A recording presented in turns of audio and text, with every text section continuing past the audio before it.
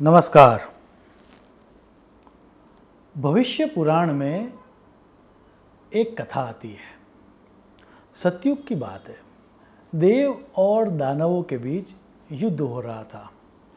तकरीबन दानवों का जीतना तय था, लेकिन अचानक देवता लोक में ऊर्जा का संचार हुआ और परिणाम ये आया कि देवताओं की जीत हो गई।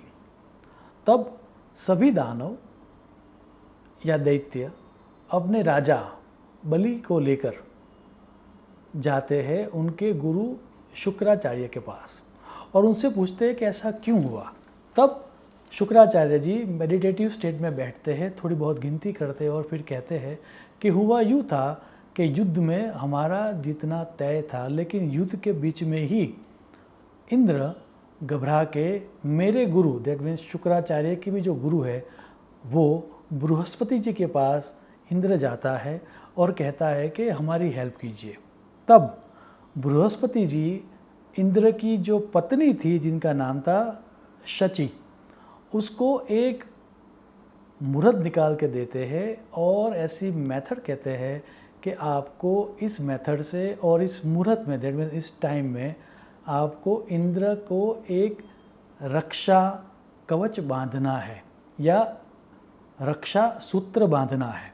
अब क्योंकि इंद्र की पत्नी शची ने बृहस्पति के द्वारा निकाले हुए समय में रक्षा सूत्र इंद्र को बांधा था, इसीलिए देवताओं की जीत हुई और दैत्यों की हार हुई।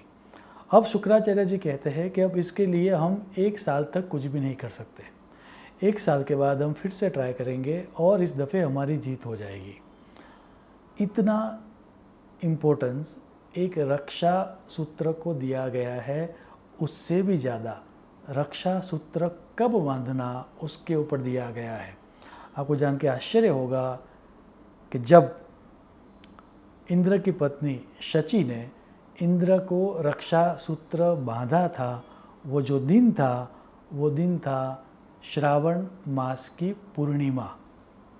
आज भी हम उसी दिन श्रावण मास की पूर्णिमा को रक्षा सूत्र बांधते हैं और उस त्यौहार को रक्षा बंधन कहते हैं।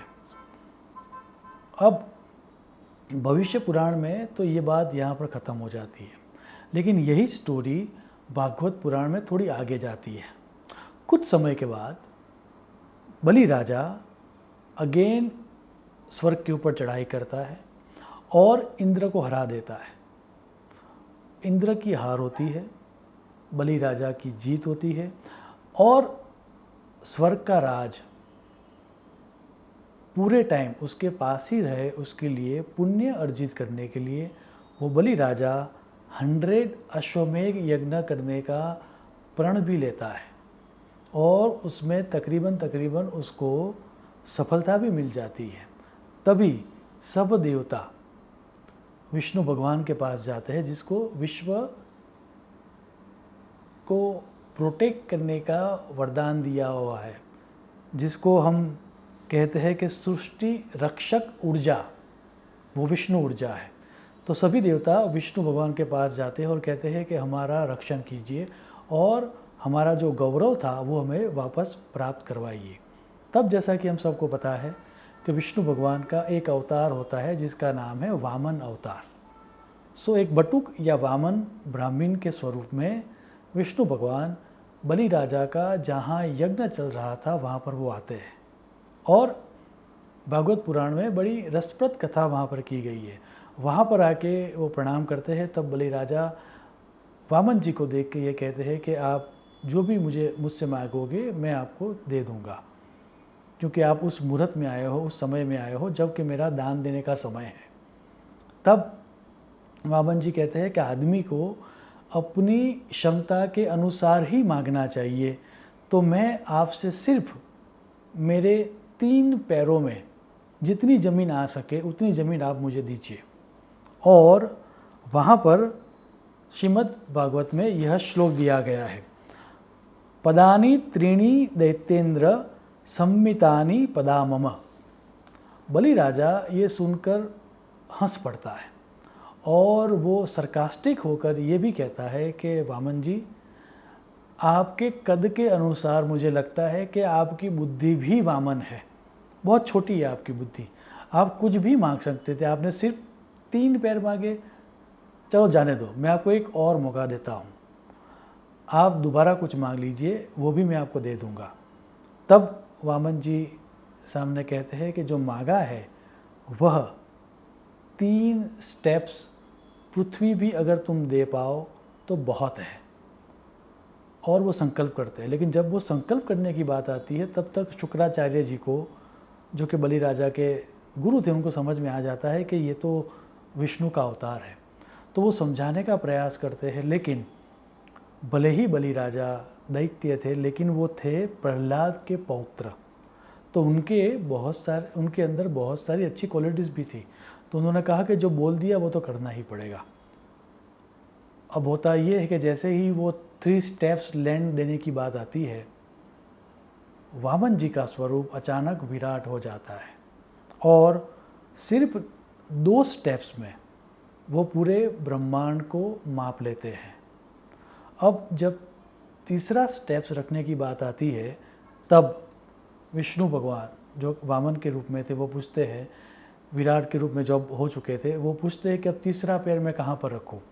तब श्रीमद् भागवत में बलि राजा ये कहते हैं, पदम तृतीयम कुरु शीर्षनि में निजम, आप तीसरा पैर मेरे सर के ऊपर रख दीजिए। भागवत पुराण में फिर उसके बाद बहुत ही प्रशंसा के सूत्र आते हैं, देवता पुष्टपुष्टि करते हैं और स्टोरी वहाँ पर तकरीबन ख़त्म हो जाती है। लेकिन बलि राजा सूतल लोक में जाते हैं और वहाँ पर भागवत पुराण की स्टोरी ख़त्म हो जाती है। अब अन्य जो पुराण है, जैसे कि पद्म पुराण, स्कंद पुराण, उन सब पुराणों में स्टोरी यहाँ से और आगे जाती है। और ये होता है क्योंकि बलि राजा का ये औदार्य देख के, उनका दान भाव देख के विष्णु भगवान बहुत प्रसन्न हो जाते हैं और वो कहते हैं कि अब तू कुछ मांग, तू जो भी मांगेगा मैं तुम्हें दे दूँगा। तब बलि राजा ये कहते हैं कि आपकी भक्ति सदैव मुझे मिलती रहे, इसलिए आप ऐसा कीजिए कि आप सदैव मेरी आँखों के सामने रहो, उस तरह से आप मेरे द्वारपाल हो जाओ, मेरे चौकीदार हो जाओ। और वहाँ पर ये श्लोक आता है पुराणों में, रक्ष्ये सर्वतोहम त्वाम सानुगम स परिच्छिदम सदा सन्निहितम वीरम तत्र माम दृश्यते भगवान। अब जैसा कि ईश्वर ने वरदान दिया था तो विष्णु भगवान ने कहा तथास्तु। अब जब विष्णु भगवान वापस नहीं आए तब लक्ष्मी जी को चिंता होती है और लक्ष्मी जी को पूरी स्टोरी देवता लोग सुनाते हैं। तब लक्ष्मी जी एक साधारण स्त्री का रूप लेकर बलि राजा के पास आते हैं और उनको एक रक्षा सूत्र बांधते हैं। तब बलि राजा कहता है कि बहन, आपको वापस कुछ दे पाऊँ एज ए भेंट, वैसा कुछ भी मेरे पास नहीं है। तब लक्ष्मी जी ये कहती है कि आपके जो द्वारपाल या चौकीदार है वही मेरे पति है और मैं चाहती हूँ कि आप इस रक्षाबंधन की भेंट के रूप में आप उनको छोड़ दो। बलि राजा को हंसी आ जाती है और स्टोरी वहाँ पर ख़त्म होती है। अब मज़े की बात यह है कि जिस दिन लक्ष्मी जी ने बलि राजा को रक्षा सूत्र बांधा या रक्षाबंधन किया, वो दिन भी श्रावण मास की पूर्णिमा थी। इतना सारा इम्पोर्टेंस है उस दिन का। और ये याद दिलाने के लिए आज भी जब भी कोई हमारे वहाँ पाठ पूजा होती है, तब पाठ पूजा स्टार्ट हो उससे पूर्व ब्राह्मण लोग हमको एक रेड थ्रेड बांधते हैं, राइट, या रक्षा सूत्र बांधते हैं। और स्वस्ति वचन जब तब बोला जाता है, तब यही स्वस्ति वचन बोला जाता है, आप ध्यान से देखो। और भविष्य पुराण में उसके बारे में विशदता से बात की गई है। स्वयं श्री कृष्ण भगवान ने इस पूरी घटना को बताते हुए रक्षाबंधन का क्या इम्पोर्टेंस है वह युधिष्ठिर को समझाया है। और यह श्लोक जो आज भी हम स्वस्ति वचन में बोलते हैं, वह स्वयं श्री कृष्ण भगवान ने कहा है भविष्य पुराण में। आप श्लोक देखें, येन बद्धो बलिराजा दानवेंद्रो महाबलः तेन त्वामभि बध्नामि रक्ष्यमाचल माचल। अब नेक्स्ट टाइम जब आप पूजा करने बैठो तब देखना ब्राह्मण लोग यही श्लोक बोल के हमें रेड थ्रेड या रक्षा सूत्र लगाते हैं, और यही सूत्र रक्षाबंधन के दौरान भी आज भी बोला जाता है। तो ये स्टोरी है लक्ष्मी जी की और बलिराजा की। अब ऐसा होता क्या है उस दिन? तो सबसे पहले तो उस दिन यूनिवर्स में या कॉस्मोस में एक तरह की प्रोटेक्टिव एनर्जी डेवलप होती है, क्योंकि उस दिन चंद्र होता है श्रवण नक्षत्र में, और उसके द्वारा एक तरह की पॉजिटिव, कंस्ट्रक्टिव और प्रोटेक्टिव एनर्जी डेवलप होने के कारण ऐसे कर्म जिसको बदला जा सकता है, जो दुख हमें मिल रहा है, जो पीड़ा हमें हो रही है, या जो व्याधि या रोग हमें हो रहा है, उसमें से बहुत सारी चीज़ें ऐसी है जिसको बदली जा सकती है, जिसको अगर हमें अगर पता हो कि यूनिवर्स में कौन से दिन उस तरह की प्रोटेक्टिव एनर्जी डेवलप होती है, सो दैट हम हमारा इंटेंशन यूनिवर्स को भेज के हमारे भाग्य में परिवर्तन ला सकते हैं। वो जो दिन है वह दिन है रक्षाबंधन का दिन या श्रावण शुक्ल पूर्णिमा का दिन, और इसीलिए रक्षाबंधन हम उस दिन बनाते हैं। तो याद रहे, हमें हेल्पफुल हो उस तरह की गुड, कंस्ट्रक्टिव, पॉजिटिव एनर्जी, और जिस तरह के कर्म हमको नहीं चाहिए या जो हमें दुख या पीड़ा दे सकते हैं, वैसे डिस्ट्रक्टिव एनर्जी से हमारा प्रोटेक्शन हो, उस तरह की एनर्जी यूनिवर्स में अवेलेबल होती है श्रावण शुक्ल पूर्णिमा के दिन। और अगर प्रॉपर इंटेंशन के द्वारा अगर रक्षाबंधन की जाए, रक्षा सूत्र लगाया जाए, तो वो रक्षा सूत्र हमारी ऑरा के आसपास, हमारे सूक्ष्म शरीर के आसपास एक तरह का प्रोटेक्टिव शील्ड निर्मित कर सकता है, जिसके द्वारा जो हमें अनवांटेड चीज़ें हैं वो हम तक पहुँचे ही नहीं। ये इम्पोर्टेंस है रक्षाबंधन का।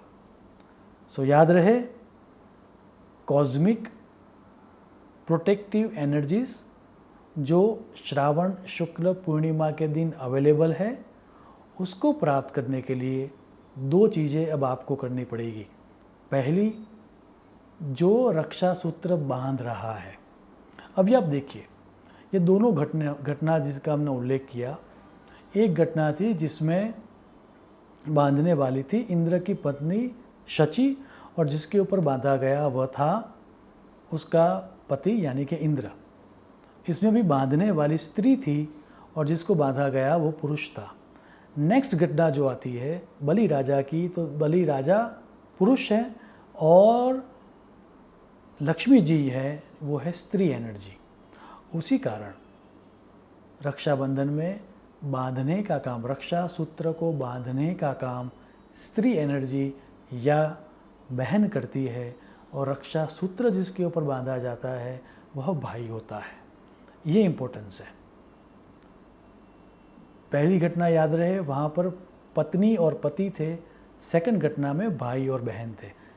लेकिन दोनों घटना में जो कॉमन चीज़ थी वो चीज़ थी श्रावण शुक्ल पूर्णिमा।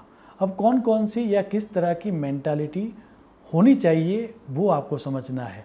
सिर्फ इतना ध्यान रखना है कि अगर आप रक्षा सूत्र बांधने वाली बहन हो तो आपके इंटेंशन, आपको कौन सा फल देना है इस रक्षा सूत्र के द्वारा आपके भाई को, वो क्लियर होना चाहिए। तो ही वो प्रोटेक्टिव एनर्जी उस रक्षा सूत्र के अंदर आ पाएगी। And in a very same way, जिसके ऊपर ये रक्षा सूत्र बांधा जाता है वो भाई भी एक रिसेप्टिव मोड में होना चाहिए। सो अगर बहन प्रॉपर इंटेंशन के साथ रक्षा सूत्र बांधती है और अगर भाई प्रॉपर रिसेप्टिविटी के द्वारा रक्षा सूत्र को बंधवाता है, तो शास्त्र ये घोषणा करता है कि श्रावण शुक्ल पूर्णिमा को एक तरह की प्रोटेक्टिव एनर्जी अवेलेबल है, जो हम सबके जीवन में सुख, शांति और समृद्धि ला सकती है। शुभम भवतु। प्रणाम।